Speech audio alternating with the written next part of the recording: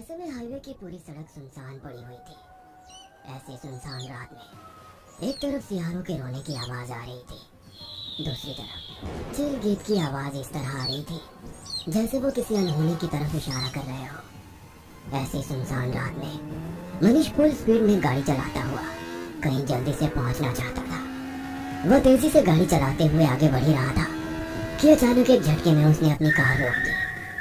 सामने उसकी माँ खड़ी हुई थी और उसे अपने करीब बुला रही थी। कार रोककर सम्मोहित सा मनीष जैसे ही पानी में भीगते हुए बीच रोड पर खड़ी हुई अपनी माँ के पास पहुंचा तो वहां पर कोई नहीं था। वह हैरानी से आसमान देखने लगा। तभी ढेर सारे चमगादड़ उड़ते हुए उसके पास आए और उस पर हमला कर दिया। उन चमगादड़ों को अपने हाथों से उड़ाते हुए वह कार में वापस जाने के लिए जैसे ही मुड़ा, सड़क के दूसरे किनारे पर उसे अपनी माँ नजर आने लगी। वह भागते हुए उनके पास पहुंचा तो किसी चीज से ठोकर लगकर जमीन पर गिर गया। तभी उसके आसपास दो कुत्ते आकर जोर जोर से भौंकने लगे। उन्हें भगाने के लिए जैसे ही उसने पास रखा हुआ पत्थर उठाया, उसकी चीख निकल गई। वो कोई पत्थर नहीं बल्कि किसी मानव के कंकाल का सर था। उसने एक झटके में कंकाल को फेंका और अपनी माँ की तरफ देखा तो वहां पर कोई नहीं था। वह सड़क पर भी नहीं था बल्कि किसी मैदान पर था जहाँ पर दूर दूर तक सिर्फ पत्थर ही फैले हुए थे। मोबाइल की रोशनी में उसने देखा तो वो भी कब्रिस्तान के बीचों बीच खड़ा था।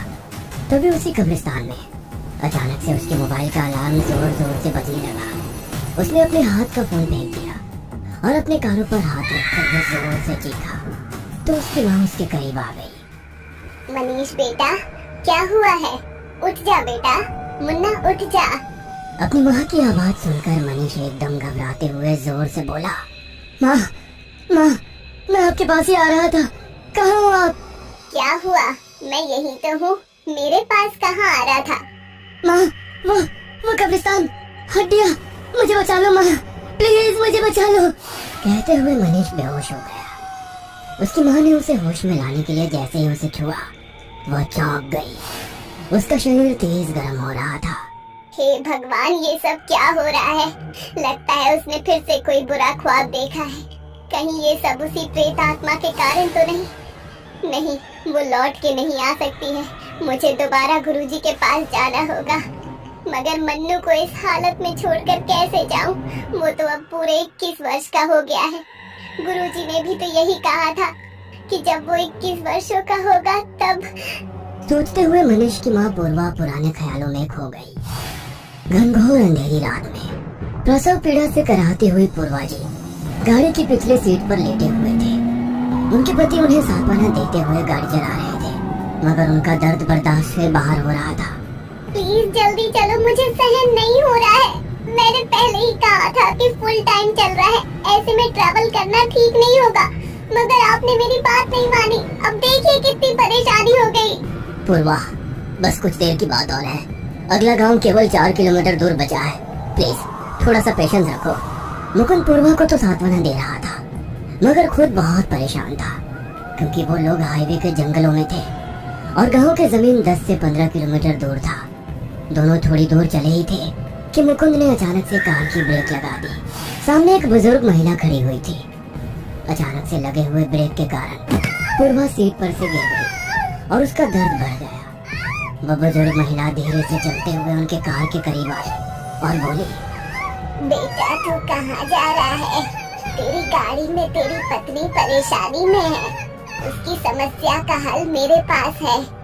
उस महिला की बात सुनकर मुकुंद हैरान हो गया कि उसे कैसे पता कि उसकी पत्नी परेशानी में है। उसके चेहरे पर आए हुए भावों को पढ़कर वो महिला धीरे से मुस्कुराई। ज्यादा मत सोच, मेरे मालिक ने ही मुझे तेरी मदद के लिए भेजा है।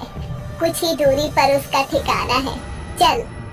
मुकुंद को कुछ समझ नहीं आ रहा था कि वो क्या करे। एक और पत्नी की परेशानी और दूसरी तरफ वो अनजान महिला पूर्वा दर्द से करा रही थी। उसकी तकलीफ देखकर मुकुंद ने उस महिला के साथ जाना ही सही समझा। मुकुंद ने पूर्वा को सहारा देकर बाहर निकाला और उस महिला के पीछे पीछे चलने लगा। वह महिला उसे लेकर एक सुनसान जगह पर पहुंच गई। वह जगह बहुत ही अजीब थी। लगातार दर्द के कारण पूर्वा बेहोश हो गई थी। उसे अपनी गोद में लेकर वो एक टूटी फूटी झोपड़ी में ले गया उस महिला ने उसे बाहर इंतजार करने का बोल झोपड़ी के भीतर पूर्वा के साथ रोकी रही। मुकुंद आसपास देखने लगा। दूर उसे एक रोशनी दिखाई दी। गौर से देखा तो वो एक चिता जल रही थी। वो परेशान सा इधर उधर देखने लगा। वो एक शमशान में खड़ा था। इसका मतलब उसके बच्चे का जन्म एक शमशान में हुआ। वो पूर्वा के पास जाने के लिए जैसे ही झोपड़ी के दरवाजे के पास पहुंचा, उस बुजुर्ग महिला ने तुरंत ही दरवाजा खोला। मुबारक हो, बेटा हुआ है। ये खुशखबरी सुनकर मुकुंद भूल गया कि वो शमशान में खड़ा है। वो अपने बेटे से मिलने के लिए बोलने लगा तो वो महिला हैरानी से उसकी ओर देखकर गुस्से में बोली, रुक जाओ, तुम्हारा बेटा अब तुम्हारा नहीं है, वो मेरे मालिक का दास है। कहते हुए वो महिला अचानक से गायब हो गई। मुकुंद हैरान होकर उसे ढूंढने लगा। तभी उसे बच्चे के रोने की आवाज आई तो वो अपने ख्यालों से बाहर आया और झोपड़ी के अंदर दाखिल हो गया। वहां पर उसकी पत्नी पूर्वा उसके बच्चे को गोद में लेकर बैठी हुई थी। अपने बच्चे को देख वो महिला के बारे में सब कुछ भूल गया, मगर उसे उस वीरान जगह से अपनी पत्नी को लेकर जाने की बहुत जल्दी थी। वह तुरंत ही अपनी पत्नी और बच्चे को वहां से लेकर निकल गया, मगर उनके साथ साथ एक काला साया भी उस झोपड़ी से बाहर निकला, जो उन दोनों को नजर नहीं आ रहा था। उसकी पत्नी अपने बच्चे के साथ कार की फ्रंट सीट पर बैठी हुई थी और मुकुंद कार चला रहा था और वो काला साया कार की बैक सीट पर बैठा था। वो कुछ दूर चले ही थे कि तेज बारिश शुरू हो गई और मुकुंद को कार चलाने में परेशानी होने लगी थी। वो कार को एक पेड़ के नीचे खड़े कर वहीं रुक गए। उनकी कार का वाइपर लगातार चल रहा था। तभी पेड़ से एक मरा हुआ पक्षी आकर उनकी कार के बोनट पर गिर गया। पूर्वा की गोद में बैठा हुआ बच्चा उसको देखकर जोर जोर से हंसने लगा। दोनों पति पत्नी सोच में पड़ गए कि जो बच्चा अभी कुछ देर पहले ही जन्मा है वो हंस कैसे सकता है। मुकुंद कार से उतरकर उस पक्षी को हटा ही रहा था कि एक और पक्षी आकर गिर गया। दोनों ही पक्षी के शरीर एकदम सूखे हुए थे। उनके शरीर में एक बूंद भी खून नहीं था। मुकुंद उन पक्षियों के मृत शरीर को हाथ में लेकर पेड़ पर देखने लगा। उसे कुछ भी नजर नहीं आया, मगर पेड़ पर वही काला साया बैठा हुआ था। मुकुंद, लगता है ये बारिश आज नहीं रुकेगी। क्यों ना हम लोग आज वो सामने वाले मंदिर में जाकर रुक जाएं? हाँ, यही सही रहेगा। वैसे भी तुम्हें आराम की जरूरत है। मुकुंद अपनी पत्नी को लेकर जैसे ही मंदिर की तरफ बढ़ने लगा, वो बच्चा जोर जोर से रोने लगा। पहले जोर जोर से बच्चे का हंसना और अब इस तरह से जोर जोर से रोना, दोनों को कुछ समझ नहीं आ रहा था कि ये क्या हो रहा है। जैसे ही वे लोग मंदिर की सीमा में पहुंचे, वो साया रूपी प्रेतात्मा मुकुंद के कंधे पर सवार हो गया। वो उसके वजन से आगे भी नहीं बढ़ पा रहा था। वो प्रेतात्मा ने अपने हाथों से उसकी गर्दन पर दबाव बनाया। मुकुंद उसी जगह पर तड़प कर मर गया। मुकुंद के मरते ही वो रोता हुआ बच्चा खिलखिलाकर हंस पड़ा। पूर्वा हैरान थी कि ये सब क्या हो रहा है। कहीं उसका बच्चा कोई शैतान तो नहीं? नहीं, ये नहीं हो सकता। ये कहते हुए पूर्वा भागते हुए मंदिर की सीढ़ी चढ़ गई। अब कुछ सुबह का उजाला हो रहा था। पंडित जी भी मंदिर में पूजा पाठ करने के लिए प्रवेश कर रहे थे। मंदिर के बाहर मुकुंद की लाश और मंदिर में बदहवास थी पूर्वा। पंडित जी ने थोड़ा सा ध्यान करके देखा तो उन्हें मंदिर के बाहर एक साया नजर आया। तब उन्हें सारी बात समझ आ गई। वो पूर्वा के पास जाकर बोले, बेटा, तेरे बेटे को जन्म के बाद ही डाकनी की परछाई मिली और शमशान में जन्म होने के कारण एक भयानक प्रेतात्मा उसके साथ शमशान से बाहर निकल आई है। यह तेरे पूरे खानदान का विनाश कर देगा। पंडित जी, ये आप क्या कह रहे हो? ये सच नहीं हो सकता। बेटा, मानो या ना मानो, यही सच है। तो इसका कोई उपाय नहीं है क्या? उपाय तो केवल एक ही है, जिससे मैं उस प्रेतात्मा को इसके 21 वर्ष होने तक ही रोक सकता हूँ। उसके बाद तुम्हें अपने परिवार में बेटे में से किसी एक को चुनना होगा। ये आप क्या कह रहे हो? ऐसा मुमकिन नहीं है। यही सच है। कहते हुए उन्होंने मंदिर के भीतर से एक धागा लाकर मनीष के गले में डाल दिया। 21 वर्ष पूरा होने के पहले ये धागा इसके गले से नहीं हटना चाहिए।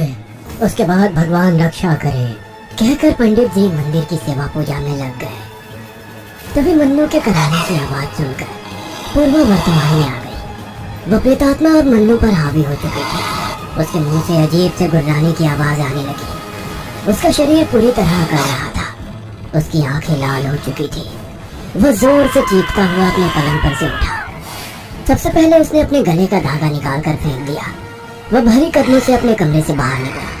पूर्वा ने उसे रोकने की कोशिश की तो उसने पूर्वा को धक्का देकर गिरा दिया। मनीष अब अपने होश में नहीं था। दूसरे कमरे में उसके दादाजी सो रहे थे। उस प्रेत आत्मा के कारण उनके शरीर में इतना बल आ गया कि उसने पलंग के साथ ही अपने दादाजी को हवा में उछाल दिया। जैसे ही वो नीचे आए, उनके सीने पर बैठ उनका सीना चीर दिया। पूर्वा उसे रोकने की कोशिश कर रही थी, मगर वो उसकी एक नहीं सुन रहा था। वो दूसरे कमरे की ओर बढ़ रहा था। तभी वो पंडित जी वहां आ गए। उन्होंने अपने साथ लाया हुआ जल उसके ऊपर छिड़का। वो कुछ पल के लिए बेहोश हो गया। पूर्वा, अब फैसला लेने का समय आ गया है। तुम्हें अपने परिवार और बेटे में किसी एक को चुनना होगा। बोलो, क्या सोचा है? पंडित जी, कोई तो उपाय होगा, कोई पूजा। कोई उपाय नहीं है, फैसला तुम्हें ही लेना होगा। मैं ज्यादा देर तक उसे रोक नहीं सकता। तुम माँ हो, वो तुम्हें कोई नुकसान नहीं पहुंचा सकता और तुम ही उसे खत्म कर सकती हो। अब फैसला तुम्हें लेना है। पंडित जी और पूर्वा बात कर ही रहे थे कि इतने में मनीष को होश आने लगा और उसने पंडित जी पर हमला कर दिया। पूर्वा उसे रोकने की कोशिश कर रही थी, मगर वो नहीं रुका और उसने पंडित जी को गिरा दिया और उनके ऊपर चढ़कर बैठ गया। पूर्वा पंडित जी को बचाने के लिए आगे आई, मगर मनीष अपनी लाल लाल आंखों से उसे घूर कर देखने लगा। उसने एक झटके से अपनी पूरी गर्दन पीछे घुमाई और जोर से चीखता हुआ उस पर झपट गया। इतनी देर में पंडित जी थोड़ा सा संभले और बोले, पूर्वा, यही मौका है। ये लो त्रिशूल, इसमें देवी जी का आशीर्वाद है। यही उस प्रेत आत्मा का विनाश कर सकता है। कुछ मत सोचो, यही मौका है। कहते हुए उन्होंने पूर्वा के हाथों में वो त्रिशूल थमा दिया। पूर्वा ने एक झटके में वो त्रिशूल उसके सीने में उतार दिया। जैसे ही वो मरा, एक काला साया उसके शरीर से बाहर आ गया। पूर्वा, मैं समझ सकता हूँ इसमें एक माँ के दिल पर क्या बीतती है, जिसने अपने हाथों से अपने बेटे को मौत के घाट उतार दिया हो। मगर इंसानियत के नाते उस प्रेतात्मा का मरना जरूरी था।